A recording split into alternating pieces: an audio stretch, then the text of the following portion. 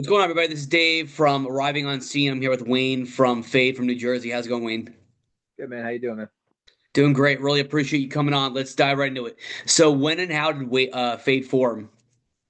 Fade started just about a year ago, uh, right after we lost a mutual friend of ours. He passed away in November of 2024, and I think that just like hit us all pretty hard. So we were like, we need to get together and not just meet up at funerals and weddings and stuff like that. So we just got together and started writing some music and just took it from there.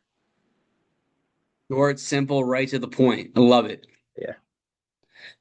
Very cool. So, in January, you released "Can You Save Me?" How's the response been to it? It's been pretty good. People are enjoying it. We That was one of the first songs we recorded. Um, we just kind of did that as to like see where we were at and on like the same page. And Marco was like, I just want. He was like, I want to put this one out. He was like, it was I think we recorded two or three songs in like a weekend just at his house, and he was like, I think it's the time. He was like, I'm gonna put it out regardless of what you guys say. And he was like, if you're mad at me, I'll deal with the consequences later. And he put it out, and people loved it. And I'm happy he did it. There was, at the end of the song, I think I just listened to like a lot of like Zabalba or something, and I was like, yo, music in another language sounds so cool. And I was like, bro, you just like I was like, you got to rip apart in Spanish, bro. And he was so against it. And then we started doing that song, and he was like, all right, I got something. So we ended up doing that. And I don't know. I just like, it's just, I feel like, especially in times like right now with everything going on, I feel like it was like a big, um, not like fuck you, but like this is for everybody. This is a scene for everybody. This is inclusive to whoever you are. That's awesome. Thank you. Yeah, there's always that one guy in or girl in every band that just, is all about just like, gotta get it out. You gotta, push through it and just get it out as soon as possible. Yeah. That's And awesome. we're thankful that he did because I mean, like I said, he was like, I'm gonna do it even if you guys say no. Like he's like, I have the account, so I'm just gonna do it. So and it worked out. Everyone likes it. I like it. Very cool. So who'd you guys record it with and how's the process? So the EP that we put out, we did with Tito Valentin. He is the guitar player of Bayway and Shattered Realm. He has a studio in Clifton, which we recorded at, which is like right down the hall from where our practice spot is. But a lot of the time, we'll go to Marco's apartment in Asbury, and we'll just record on like he has like an interface and everything on his computer, and we'll just record right into there, and then we'll keep those ideas, and then we'll go to the practice spot and we'll hit the practice spot, and then we'll call Tito like, hey, we know you're in the Czech Republic, but can we open the door and use your stuff? And he's like, yeah, whatever, just put it back. So the EP was all handled by him. He mixed, he mastered it, and we are so appreciative of him. Like he put up with us, like, hey, could we do this? And he's like, yeah, whatever, man, whatever you want.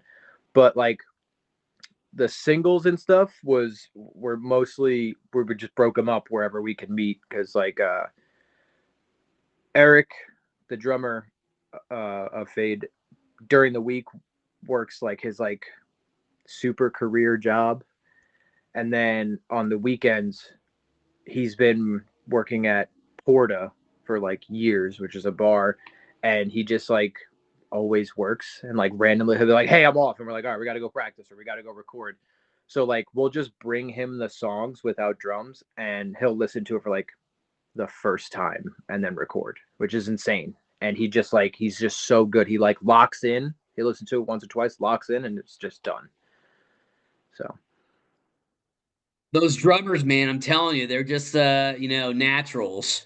Yeah, it's so crazy. Like he'll just like put on the headphones and he's like, all right, and then he'll record the whole thing, and then he'll be like, all right, I just want to go back and fix like two spots, and then he'll listen to it again. He's like, I'm gonna redo the whole thing, and then it comes out, and we're like, we're so lucky to have you. Like, we're so lucky to have him as our drummer. Um, and it's just the whole band together just like kind of clicks, which is very important. That's awesome. So what would you say your favorite and least favorite thing is about the writing and recording process? My favorite thing is um, all of us just getting together and just like piecing it all, putting things where we want it, and just like I said, we all vibe together really well. So it's like there's not disagreements, or it's just like, yo, like this sounds so good. Let's, or like we'll change the, it's just like the whole process of being together as a band and recording it and then being happy with the product at the end is my favorite. My least favorite thing is having everybody stand there while only I can hear the music and I'm recording in a room and everyone's staring at me and I'm like, I'm gonna go over here in the booth or turn around. It's, I don't know, I just like having all my friends stare at me while I'm just screaming in a quiet room. It's like my least favorite part. Yeah, I mean, personally, I would feel a little awkward. Yeah, yeah. That's really cool. So you're from my home state of New Jersey. How's the hardcore scene there? Do you have a favorite local band, a favorite venue? Uh, I got a couple. Um, Favorite local band. Um, I'm gonna have to give it to my buddies, the Negative Force. They just opened up Hellfest West. Known Ricardo, the singer, for decade plus. Um, Super heavy, just like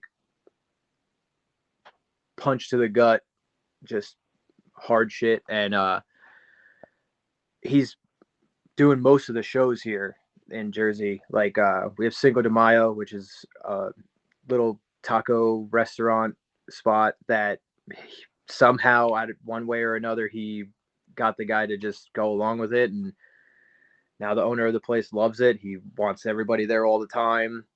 Um, I I'm partial as my favorite venue being the Williams Center, which is where like Hellfest was, just because it's literally down the block from me. Um, but I don't know, something about like Cinco de Mayo is is awesome. At first, I didn't. I was like, I don't want to go there, man. Like you know, I it's a small place. I'm 34. I don't want to be crammed in with a bunch of people. And then I do it, and I'm like, all right, you got me. So That's really sick. yeah. I There's so much happening in New Jersey, like musically. I I picked Negative Force just cause like they're my friends, like, but there's so many bands that like are crushing it. Body Lock, Manic, Negative Force, Who Remembers, like all these bands are just coming out like full force. Some of the guys from Manic are from the Banner and Troublemaker and Suburban Scum, so like they've been around a while, and like, but the bands like Who Remembers and like Going Ape and all these bands are like younger kids, and I'm watching them, I'm like, oh, this is gonna be great for us. That's awesome. So who would you say your biggest influences are? Uh, Personally, mine, going into this, I was very much like Colin of Arabia, like the way he goes about music is like, yeah, you could do the tough guy music, but like at the end of the day, when you're sitting alone by yourself, that's when all the real thoughts come in. And like he was very like always been on the side of like, these are my feelings, this is what I want to talk about, and this is how I get it out. And like, so people know that they're not alone when they're grieving or when they're having that like thought in their head, like, I'm going crazy. And I just like something about it. I was like, I think I want to go in that direction. And my buddies were like, yeah, that's fine with us. Like, you can have the heavy breakdowns and all that stuff, but like,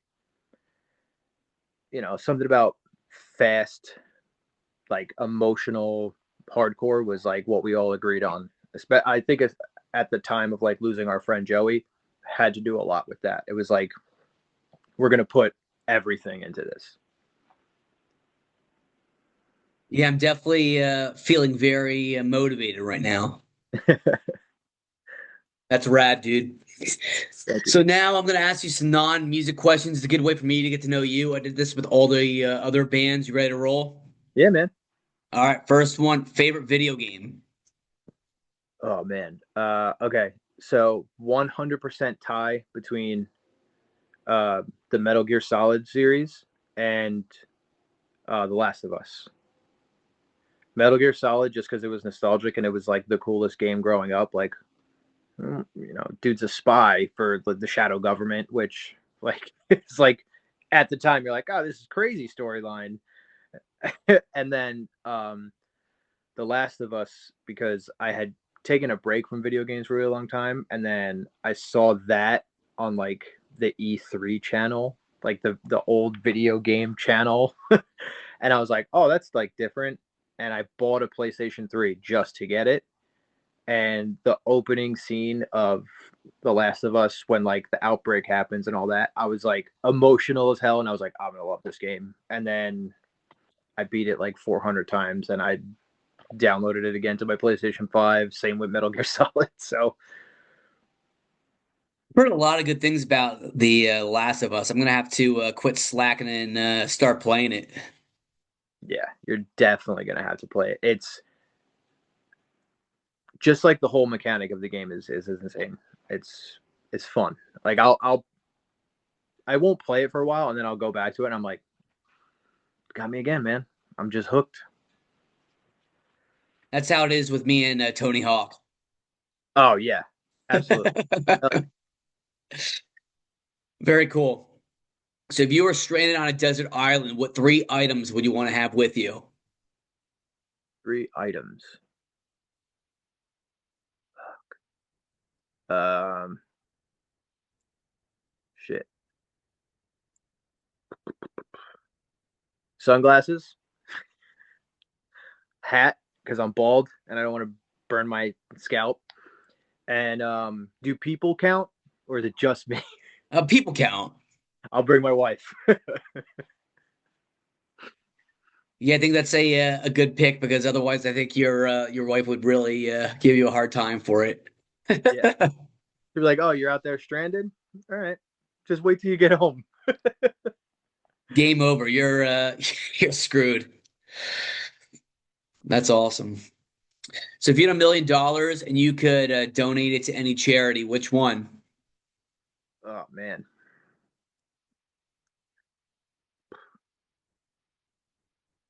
And like the times that we're in right now is like super hard just to pick one. But it would have to be some sort of like anti-ICE organization to help families that they've been like just ripping off the street. And like,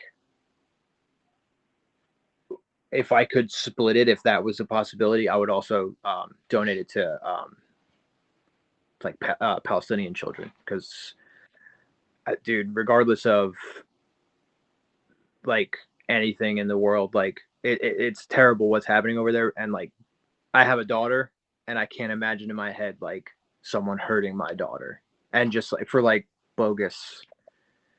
Like, my big thing is like, yo, just leave people alone. Let them live.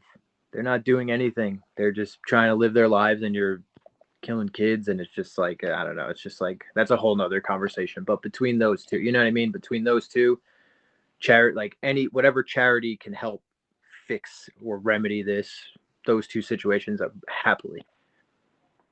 I work with kids with special needs, so that, kids have a special place in my heart. So like when they're, suffering, and I'm also an uncle and I have a niece and nephew, so it's like, I'm around lots of kids, so like when they're suffering, it just like, it breaks my heart that I can't, do anything about it.